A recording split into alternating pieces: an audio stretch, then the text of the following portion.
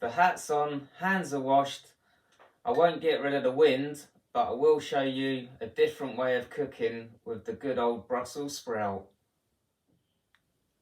So for this recipe, we just need some grated carrot, cumin seeds, and the good old Brussels sprout. Okay, with your Brussels sprouts, just trim them up, get all the outer leaves off, and get them in the water. Just give them a quick wash. And then after we've done that, just take your Brussels sprouts and we're gonna shred them up real sort of finely. You could do this on a machine, but it won't take you too long by hand. So just get them all done like that finely, and we're ready for the next step. So on the stove, I've got a hot pan. I'm gonna add a little bit of vegetable oil, and then my butter, a couple of little knobs of butter in there. Make sure that gets nice and hot. When you throw these Brussels sprouts in, you want them to sizzle. Give them a good end to their life. And then have all your other stuff ready. So you can hear that it's starting to sizzle. So get your sprouts in now. They've all been nicely sliced.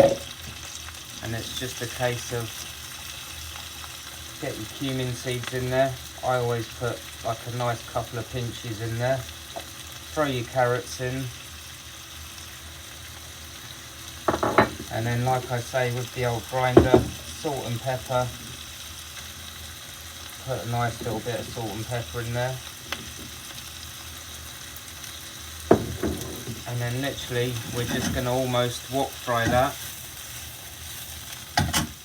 You want this on a nice high heat just to get them cooked quite quick. They're going to take probably, 2 to 5 minutes, depending how you like them. I like to keep mine a little bit sort of al dente. Then once we've got to this sort of stage, give it a taste with a spoon or a fork just to check the seasoning. That's it, folks. As you can see, we've gone from these to this in a matter of minutes.